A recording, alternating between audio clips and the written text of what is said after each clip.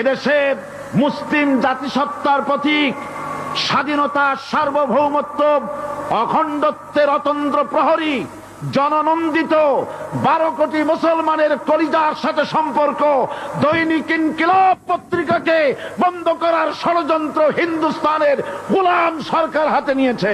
একজন মানুষকে কারাগারে বন্দী করা যায়, তার কণ্ঠকে থামিয়ে দেওয়া যায়, কিন্তু মানুষের হৃদয়ে জায়গা করে নেওয়া একজন মানুষকে কি হৃদয় থেকে মুছে ফেলা যায়?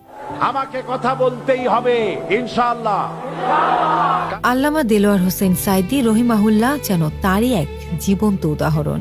অর্ধ শতাব্দীরও বেশি সময় ধরে তিনি ছুটে বেরিয়েছেন দেশের এক প্রান্ত থেকে আরেক প্রান্তে। শহরের মঞ্চ থেকে গ্রামের খোলা মাঠ কিংবা কাদামাখা সেই মেঠোপথ, সর্বত্র ছিল একটাই আহ্বান, মানুষ ফিরে আসুক আল্লাহর দিকে, কোরআনের দিকে। আমি আমার সমস্ত শক্তি একত্রিত করে বলেছিলাম, শুধুমাত্র হিন্দুস্তানের রাজাকারেরাই আমাকে রাজাকার বলতে পারে। শীতের রাতে হাজারো মানুষ চাদর মুড়ি দিয়ে বসে শুনেছেন মাওলানা দেলোয়ার হোসেন সাঈদীর কণ্ঠে কোরআনের তাফসির। তার আলোচনা বহু মানুষের জীবনে এনেছে পরিবর্তন, তৈরি করেছে ধর্মীয় অনুরাগের নতুন পথ।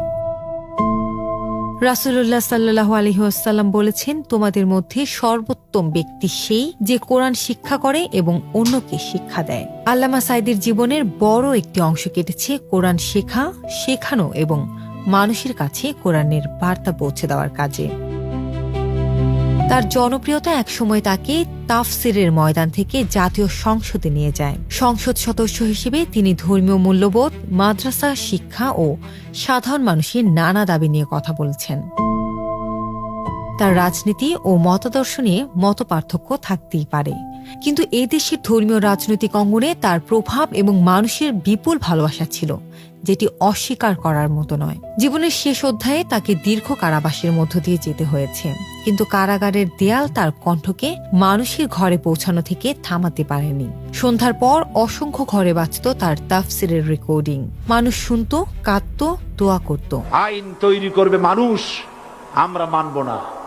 পার্লামেন্টে তৈরি হতে হবে কোরআন দিয়ে। আজ তিনি আমাদের মাঝে নেই, কিন্তু রয়ে গেছে তার কণ্ঠ, তার তাফসির, তার রেখে যাওয়া স্মৃতি এবং অসংখ্য মানুষের ভালোবাসা।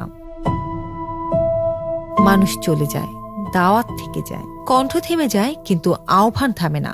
কারাগার একজন মানুষকে বন্দী করতে পারে, মানুষের হৃদয়ে তার জায়গাকে নয়। বস্তুনিষ্ঠ ও সত্য সংবাদ প্রকাশ করতে গিয়ে দৈনিক ইনকিলাব প্রায় 2 বার বন্ধ হয়ে যায়। এ সময় দেলোয়ার হোসেন সাঈদী কোরআনের তাফসিরের ময়দানে ইনকিলাব সম্পর্কে বলেন, এদেশে মুসলিম জাতিসত্তার প্রতীক স্বাধীনতা, সার্বভৌমত্ব, অখণ্ডত্ব